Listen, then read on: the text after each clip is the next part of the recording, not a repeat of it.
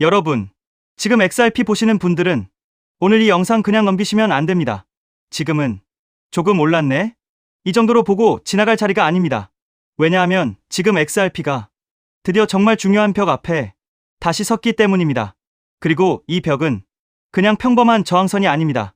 여기를 뚫느냐 아니면 또 막히느냐에 따라서 앞으로 분위기 자체가 완전히 달라질 수 있습니다. 지금 시장이 보고 있는 건 단순한 반등이 아닙니다. XRP가 이번에는 진짜 판을 바꿀 수 있느냐? 바로 그 갈림길입니다. 특히 예전부터 XRP를 보셨던 분들은 이 장면이 왜 무서운지 아실 겁니다. 올라가는 것처럼 보이다가 핵심 저항에서 막히고 사람들 기대감 커졌다가 다시 눌리고 이번에도 또 속는 거 아니야? 이 말이 반복됐던 게 바로 XRP였죠. 그런데 이번에는 결이 조금 다릅니다. 지금은 그냥 차트만 오른 게 아닙니다. 시장 전체 반등 속에서 XRP가 강하게 올라온 것도 맞지만 그 뒤에 기관 쪽 기대감까지 같이 붙고 있습니다. 신탁은행 승인 이야기, 기관 채택 강화 이야기, 그리고 골드만삭스 같은 대형 금융권 자금 움직임 이야기까지 같이 언급되고 있습니다. 이 말은 뭐냐? 지금 XRP는 그냥 오늘 좀 센 코인이 아니라 판이 한 단계 커질 수 있는 자리에 들어왔다는 뜻입니다. 그런데 더 중요한 건 지금부터입니다. 많은 분들이 이런 흐름 보면 바로 생각하죠. 그럼 이제 그냥 쏘는 거 아니냐? 아닙니다. 오히려 이럴 때가 제일 중요합니다. 왜냐하면 지금 XRP는 분명히 강한데 동시에 기술적으로는 단기 과열 신호도 같이 나오고 있기 때문입니다. 즉, 지금은 가장 기대되는 자리이면서 동시에 가장 냉정해야 하는 자리입니다. 오늘은 딱 이것만 보시면 됩니다. 왜 1.50달러가 이렇게 중요한지, 왜 1.48달러 안착이 진짜 핵심인지, 그리고 왜 기관 호재가 있어도 단기 조정 가능성은 같이 봐야 하는지, 이 세 가지만 정리되면 지금 XRP를 어떻게 봐야 하는지 머릿속이 훨씬 선명해질 겁니다. 자, 보겠습니다. 지난 24시간 동안 암호화폐 시장 전반이 반등 흐름을 보이면서 XRP도 약 5% 가까이 강하게 튀어올랐습니다. 그런데 중요한 건 상승률 자체가 아닙니다. 진짜 중요한 건 어디까지 올라왔느냐입니다. 지금 XRP는 기존의 강한 저항으로 여겨졌던 1.45달러 구간을 넘기 시작했고 이제는 1.48달러를 지켜내느냐, 그리고 그 위에 있는 1.50달러 벽을 정말 돌파할 수 있느냐를 시험하는 자리로 들어왔습니다. 이 차이가 정말 큽니다. 1.45달러를 넘었다는 건 그동안 위에서 누르던 매도 압력을 조금씩 밀어내고 있다는 뜻이고 1.48달러를 버틴다는 건 그 상승이 순간적인 찌르기가 아니라 자리를 잡아가고 있다는 의미가 됩니다. 그리고 그 다음 숫자가 바로 1.50달러입니다. 이 1.50달러는 그냥 둥근 숫자라서 중요한 게 아닙니다. 심리적으로도 강하고 기술적으로도 매도 대기 물량이 두껍게 쌓여있는 자리입니다. 쉽게 말하면 지금 XRP는 수없이 두드렸지만 열리지 않았던 무거운 철문 앞에 다시 서 있는 겁니다. 그래서 여기서 필요한 건 잠깐 찍는 움직임이 아닙니다. 중요한 건 거래량을 동반한 돌파입니다. 왜 거래량이 중요하냐? 시장이 약하면 가격은 잠깐 위로 찌를 수 있습니다. 하지만 거래량이 안 붙으면 그건 진짜 돌파가 아니라 기회감만 반짝 붙었다가 식는 가짜 돌파일 가능성이 큽니다. 반대로 거래량이 붙으면서 1.50달러를 강하게 넘기고 그 위에서 가격이 버티기 시작하면 그때부터 시장은 이번에는 다를 수도 있겠다, 이렇게 보기 시작합니다. 그리고 그렇게 되면 위쪽 공간은 생각보다 더 빨리 열릴 수 있습니다. 왜냐하면 가장 무거운 벽만 넘기면 그 다음에는 시장이 훨씬 가볍게 움직일 가능성이 생기기 때문입니다. 물론 여기서 무조건 들뜨면 안 됩니다. XRP는 과거에도 이번엔 진짜 간다 싶을 때 핵심 저항에서 매물 맞고 다시 밀린 적이 많았습니다. 그래서 이번에도 숫자만 보고 흥분하는 게 아니라 그 가격대에서 실제로 버티는지, 매수세가 계속 받쳐주는지, 거래량이 살아나는지를 끝까지 봐야 합니다. 여기서 연결되는 포인트가 바로 1.48달러 안착입니다. 많은 분들은 1.50달러만 넘으면 된다고 보지만 사실 그 전에 더 중요한 게 있습니다. 올라온 가격을 지켜내는 과정입니다. 지금 XRP는 100시간 이동평균선 위에서 가격을 유지하려는 흐름이 나오고 있습니다. 이게 왜 좋으냐? 급등 뒤에 바로 무너지는 게 아니라 그 위에서 버틴다는 건 기존 보유자들이 급하게 던지고 있는 게 아니라 새로운 매수세와 보유 심리가 붙고 있다는 뜻으로 해석할 수 있기 때문입니다. 쉽게 말하면 올랐으니 팔자가 아니라 아직 더 갈 수 있으니 들고 가보자. 이 심리가 살아있다는 겁니다. 이런 구간에서는 시장이 잠깐 쉬어가는 것처럼 보여도 실제로는 손바뀜이 일어납니다. 누군가는 차익 실현을 하고 누군가는 새로 들어오고 그 과정에서 지지 기반이 단단해집니다. 그래서 1.48달러 안착은 단순한 숫자가 아니라 다음 상승을 준비하는 에너지 응축 구간으로 볼 수 있습니다. 자, 그런데 여기서 가장 궁금한 게 있죠. 왜 이렇게 XRP에 계속 기대감이 붙느냐? 이건 차트 때문만이 아닙니다. 시장에서는 신탁은행 승인 소식, 기관 채택 강화, 그리고 대형 금융기관 매집 가능성 같은 굵직한 재료들이 같이 언급되고 있습니다. 이런 재료가 왜 중요하냐? 이건 단순히 오늘 하루 써먹고 끝나는 단타 뉴스가 아니기 때문입니다. 이런 흐름은 XRP가 점점 더 전통 금융 시스템과 연결될 가능성, 그리고 제도권 자금이 관심을 둘 수 있는 자산으로 자리 잡아가고 있다는 기대감으로 해석될 수 있습니다. 즉, 이건 단기 펌프 재료가 아니라 중장기 그림을 바꿀 수 있는 재료입니다. 그리고 바로 이 지점 때문에 XRP를 가볍게 볼 수 없는 겁니다. 개인 투자자 기대감만으로는 상승이 짧게 끝날 수 있습니다. 하지만 기관 자금과 금융 인프라 기대감이 붙기 시작하면 이건 이야기 자체가 달라집니다. 시장 참여자들이 XRP를 바라보는 시선이 달라질 수 있기 때문입니다. 물론 여기서 냉정하게 볼 부분도 있습니다. 기술적 지표 쪽에서는 단기 과매수 신호가 나오고 있습니다. 이 말은 장기적으로 끝났다는 뜻이 아닙니다. 오히려 최근 며칠 동안 너무 빠르게 달렸을 수 있다는 뜻입니다. 자동차로 비유하면 목적지는 좋은데 엔진 열이 잠깐 올라온 상태일 수 있는 겁니다. 그럴 때 필요한 건 차를 버리는 게 아니라 잠깐 열을 식히는 거죠. 시장도 똑같습니다. 기관 호재가 있고 큰 방향이 살아있어도 단기적으로 너무 빨리 달렸으면 중간에 눌리거나 횡보하면서 숨을 고르는 구간이 나올 수 있습니다. 그런데 저는 바로 이 부분이 오히려 긍정적이라고 봅니다. 왜냐하면 진짜 강한 자산은 한 번에만 오르지 않기 때문입니다. 올랐다가 쉬고 쉬었다가 다시 밀고 저항을 흔들고 지지 구간을 만들고 그 과정을 반복하면서 결국 더 큰 상승 구조를 만드는 경우가 많습니다. 지금 XRP도 딱 그런 초기 단계로 들어가고 있을 가능성이 있습니다. 정리하겠습니다. 지금 XRP는 단순 반등 구간이 아닙니다. 핵심 저항을 두드리고 있고 중요한 가격대를 회복하고 있으며 기관 기대감까지 붙고 있습니다. 1.48달러 안착은 그 힘이 진짜인지 확인하는 자리이고 1.50달러 돌파는 시장 분위기를 바꿀 수 있는 결정적 장면이 될 수 있습니다. 물론 단기 흔들림은 나올 수 있습니다. 하지만 그 흔들림이 나온다고 해서 큰 흐름이 끝났다고 볼 이유는 아직 없습니다. 오히려 이런 흔들림 속에서 지지 구간이 만들어지고 거래량이 붙고 기관 기대감이 유지된다면 XRP는 단순한 반등을 넘어 다음 단계 상승으로 넘어갈 가능성이 충분합니다. 저는 지금 XRP가 예전처럼 잠깐 기대감만 주고 끝나는 자리가 아니라 오랫동안 막혀있던 판을 조금씩 바꾸기 시작하는 초입일 수 있다고 봅니다. 그리고 만약 1.50달러를 거래량과 함께 제대로 돌파해낸다면 그때부터는 많은 분들이 기다려온 더 강한 상승 시나리오가 생각보다 빠르게 현실이 될 수도 있습니다. 결국 지금 XRP에서 중요한 건 공포에 흔들리는 것도 아니고 흥분에 휩쓸리는 것도 아닙니다. 핵심 가격대를 냉정하게 보고 거래량을 확인하고 큰 흐름이 살아있는지를 끝까지 보는 것입니다. 그리고 지금 이 흐름은 분명히 XRP 쪽으로 조금씩 더 유리하게 기울고 있습니다. 이번에는 정말 다를 가능성, 저는 충분히 있다고 봅니다. 여기에 더해 또 중요한 내용, SEC 소송이 사실상 완전 종식되었습니다. 이 소송이 끝난다는 것은 단순한 사건 종료가 아닙니다. 리플 채택이 본격적으로 증가할 수 있는 출발점이 된다는 의미입니다. 그렇게 되면 리플의 파트너사들, 특히 금융권에서 리플 시스템을 도입하는 흐름이 마치 밀물처럼 빠르게 확대될 가능성이 있습니다. 여기서 한 가지 생각해볼 질문이 있습니다. 금융권이 정말 리플을 채택하기 시작하면 어떤 변화가 일어날까요? 그런데 금융권의 요구는 생각보다 단순하지 않습니다.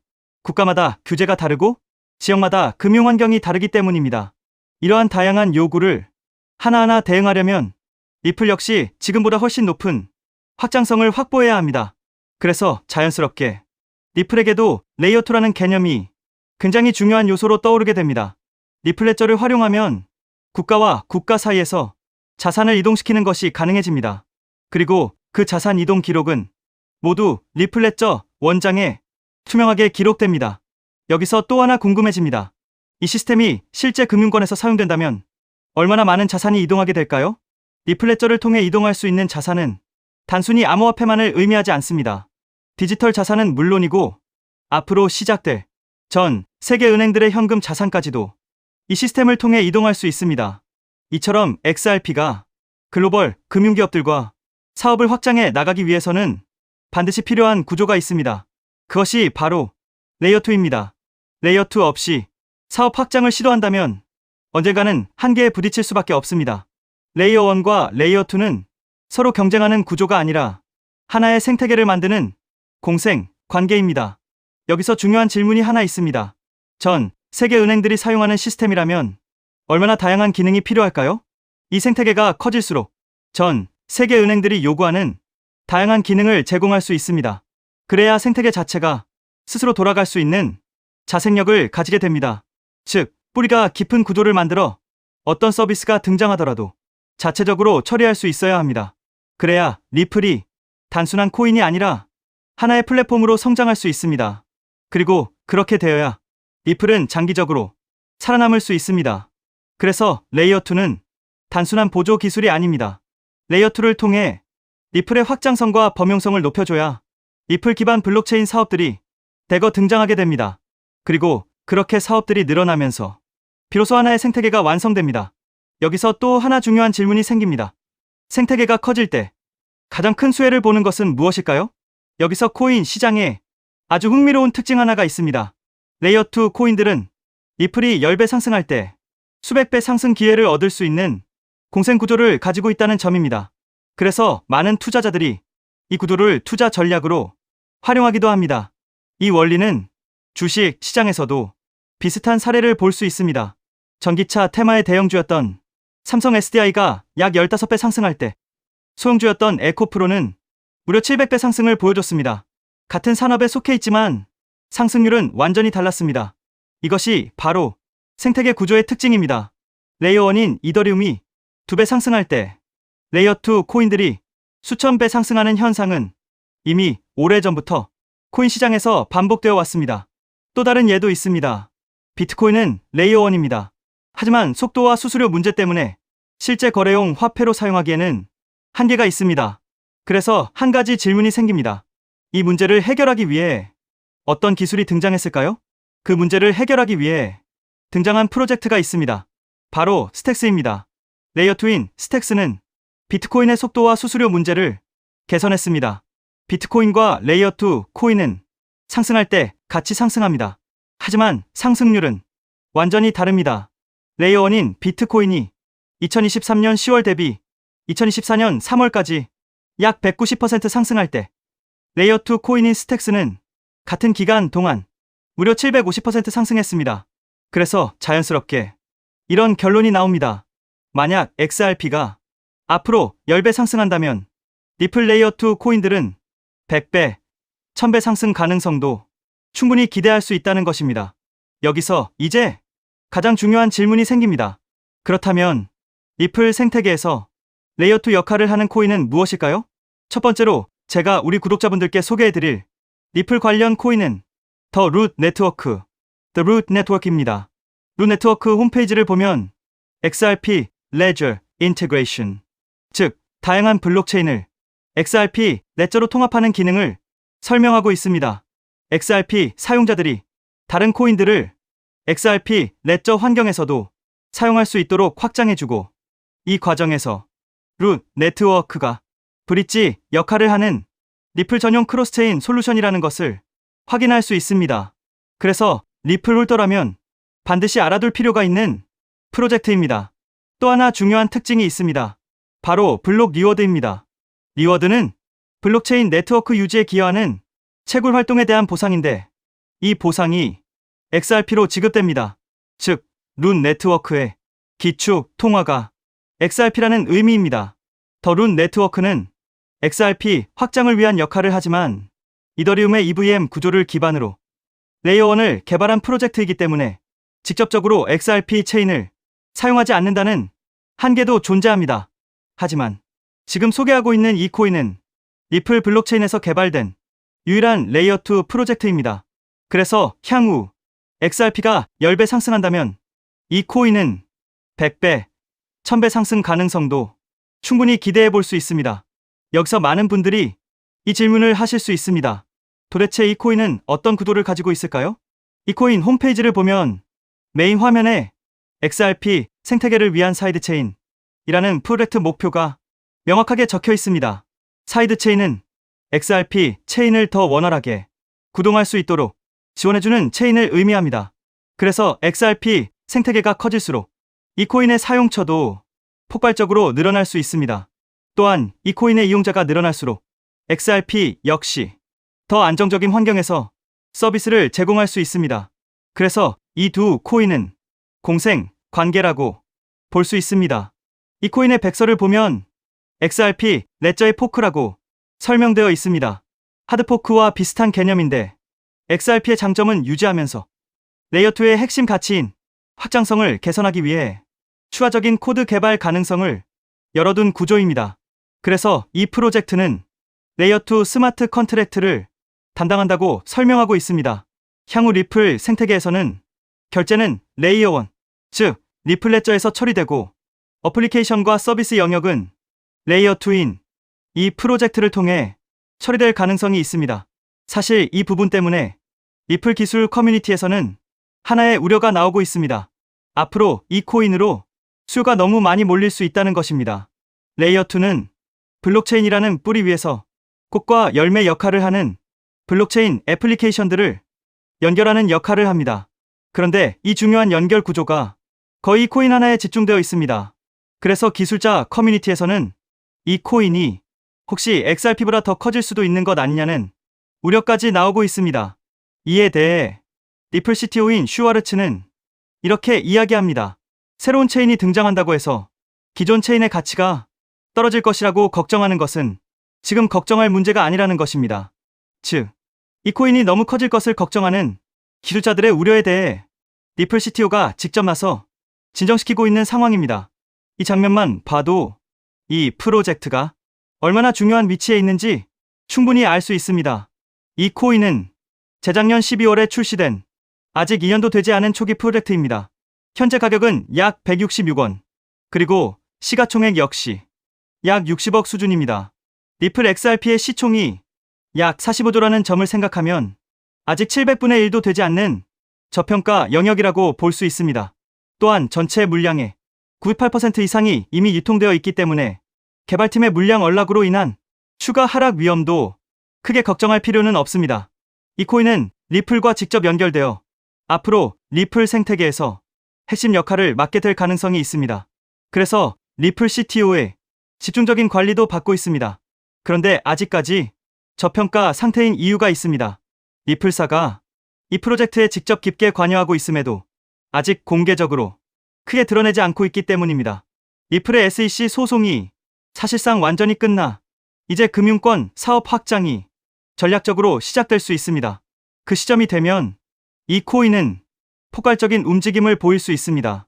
그래서 지금은 리플 네트워크 내부 거래 정도로만 조심스럽게 운영되고 있는 것으로 추정됩니다. SEC 소송이 사실상 종식되어 리플 채택은 곧바로 확대될 가능성이 매우 높습니다. 그에 따라 금융권의 리플 시스템 도입 역시 확장됩니다. 하지만 금융권의 요구는 국가와 지역마다 매우 다양합니다. 그래서 이런 요구에 하나하나 대응하려면 리플은 반드시 더 높은 확장성을 확보해야 합니다. 그래서 바로 이 코인이 등장한 것입니다.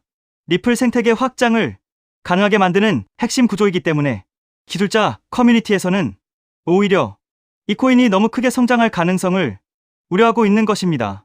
코인마켓캡의 커뮤니티 투표 결과에서도 무려 96%나 되는 사람들이 이 코인의 폭등에 투표한 것을 볼 수 있죠. 리플 XRP의 성장과 함께 수백, 수천 배 동반 성장할 이 코인 정보를 저희 구독자 여러분들께만 무료로 공유해 드리려고 합니다. 딱 10만 원이면 됩니다. 많은 돈도 필요 없습니다. 단 10만 원만 묻어두셔도 올해 인생의 방향을 바꿀 수 있는 코인입니다. 그런데 왜 지금 이 자리에서 이름을 바로 공개하지 않느냐고요? 이유는 단순합니다. 유튜브에서 이름이 공개되는 순간 세력들이 바로 움직입니다.